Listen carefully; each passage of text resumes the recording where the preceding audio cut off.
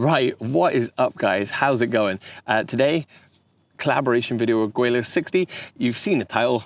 In fact, the first part is on his channel. So if you haven't watched that first, maybe you could go over to his channel, watch that, and then circle back around to here.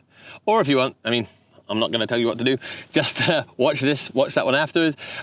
Basically, we're talking about two worlds collide. So what happens when someone not only moves to a completely different country, but gets married and has a family and joins to be part of a family in a country, especially China, because China isn't like if you moved from England to say Europe, where a lot of the culture and stuff would be pretty similar. It wouldn't be quite as far removed as it is from when you come to China, and the culture, there's a lot of cultural things which are completely different. So today we're going to talk about, what happens, how it was, and maybe share some funny anecdotes. See, those things that you embrace in the Western world aren't as necessary in a place like China.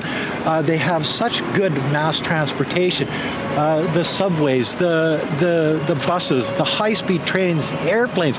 I can fly from Nanning, China to Chongqing, I don't know, a couple hours away for like 100 RMB, $20. So, why would you even think of driving?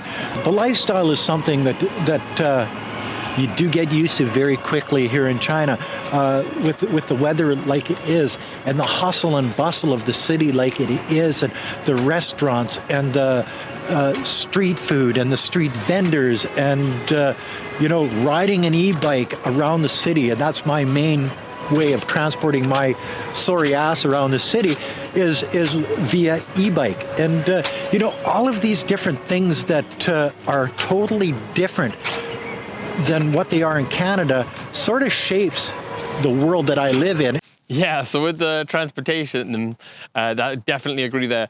I have actually got two cars, or we have an Audi S3 and we also have the BMW 5 Series, but I don't use them.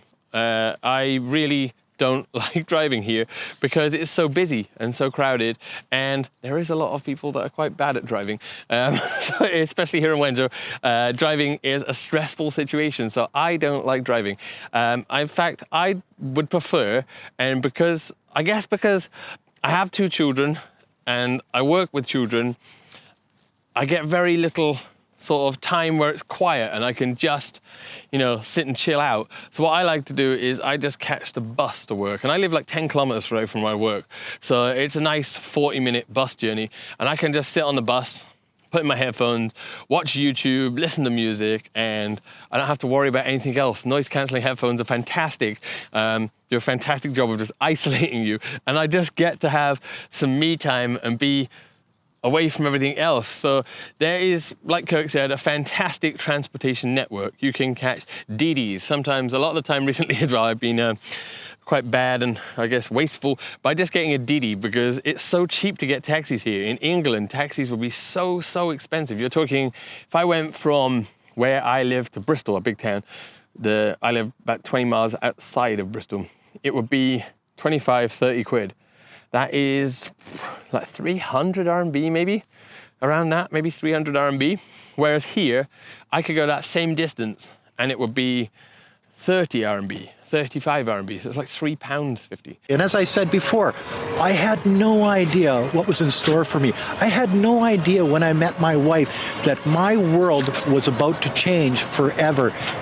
And you can't go back. It's one of those things that I don't even think of going back to Canada. If I didn't have family and friends in Canada, chances are I probably wouldn't go back to Canada at all, because this is my world now. What you see behind me is the city that I live in and the city that I like the most anywhere in the world. Does it have problems? Sure, every place has problems, but the good way outweighs the problems. Because food here at restaurants is so inexpensive, the idea of eating at home for breakfast, that doesn't happen. In Canada, everybody has breakfast at home. Very seldom you will go out for a restaurant meal because it's just too damn expensive. Here, it's $2 for breakfast, so yes, we get up, we go out, we have breakfast, and now that you're out and about, you're doing things, you're more active, you get more exercise, you have, I think it makes a better life. Yep, so I too also eat out a lot more than I would do in England, primarily because of the price. The price, if you ate out like I ate out here, you would need to work 2 jobs just to be able to eat out. Here, I mean, we don't eat out masses and masses of times, but we eat out often enough. Like, I have to eat out at least every day once when I'm at work because I don't have time to go home, and I just find it easier than having to make packed lunches or make food and take it with me. I'm always in a rush, so for me, I eat out when I'm at work once every day, and you know, like when we have free time and stuff, we'll order like delivery food like that, like high-end delivery food when you're having like your friends round, or maybe you're just, you know, you maybe take a few takeaway dishes of like some kind of like nice dumplings or something and take them home with you, and then my father-in-law would have cooked a meal and we can have the stuff that I've bought, the takeaway dumplings, as well as the food that he's cooked. I know that Alex is going to have a different story because I'm retired here in China. Alex is working. He's married to a Chinese girl. He's got a couple of kids. He's, you know, so he's not only just living in China, living the Chinese experience, but he's living the Chinese experience, married to a Chinese woman with half Chinese kids in China, in a world that's just as foreign to him as it was to me when we started these little journeys of ours. So he's going to have a different perspective on a lot of things. Probably a lot of it's going to be the same, but the idea of having 2 people give you their point on their lives in China, married to a Chinese woman, one from the boomer sort of generation and retired, and then one that is working, living, raising a family in China, and a different generation, a lot younger than me, will probably have a different outlook on how the world sort of rolls for each of us in our little world. He's in Wenzhou, I'm in Nanning. He's in colder country, I'm in hot country. So actually, I don't think there's a huge difference maybe between where Kirk and I live. I am Wenzhou, I'll stick a map up here somewhere, but Wenzhou is basically, it's south. It is, for most of it is pretty hot. Like, we get, the summer is like an average of like 33 to 40-ish as the top end. And here, because we are by the sea and there's water everywhere, you can see, if you just look around, you see in the backdrops of all of this video where I'm walking around, Wenzhou is full of rivers, there's the wetlands, everywhere in the city there's rivers. There's much more water in the city than there is in a lot of Chinese cities. So there's a lot of humidity.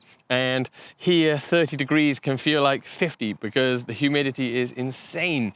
And that does get kind of annoying in the summer. Like sometimes, yeah, I gotta say, like coming from England where the weather was essentially, we're used to the cold. Like here, whenever I'm in a t-shirt and everybody else is in jackets, they're like, aren't you cold? And I'm like, no, come on, I'm from England. Like, I'm used to this, I'm used to weather much colder than this. Like, this is sunbathing weather for me. So the weather change, like I love hot weather. I do love the fact that most of the time, apart from now, you can see now, it's it's just almost about before sunset. I'm wearing a t-shirt, I am wearing like light trousers, but essentially it is not cold. There's a light breeze, it's nice, and you know, it's the end of February. In England, it would still be freezing and it would be raining a lot, which is the other thing. In the Canadian world of food, steak, hamburgers, hot dogs, chili, pizza, all of these things that they basically don't have here in China, unless you want to go have a Rotten Ronnie burger, but nobody eats that stuff. Well, some people do, but I don't. So I had to learn to eat their cuisine, and it's not Chinese food like you guys have in the West. It's you know, barbecued duck, sao tan, it's a sausage, cha sao, it's the closest thing to ham I can come to. You know, you've got boiled chicken, you've got fatty pork koro, you've got rice at every meal. I had to learn to embrace rice at every meal. That was a tough one because I'm just not a rice lover. But the food that we would eat, the manner of eating, we don't even have forks and knives in our house. We eat with chopsticks, and we have eaten with chopsticks for the last 18 years, and that's just the way of it. So yeah, funny anecdote about chopsticks is that when we went back in 2014, before we got married, like my wife wanted to meet my family. It's very important in Chinese culture for like both parties to meet both parties' parents, and if the parents don't like, if one of the sets of parents didn't like the other person, then, you know, the marriage might not go ahead. So they kind of, my wife's parents that was a very big thing to them. So anyway, when we went back, we ended up taking chopsticks with us, just in case that we couldn't find any chopsticks, because I actually find chopsticks super convenient. Kind of a little, like the fact that now I'm just so used to using chopsticks for every meal, and like Kirk said, having rice with every meal.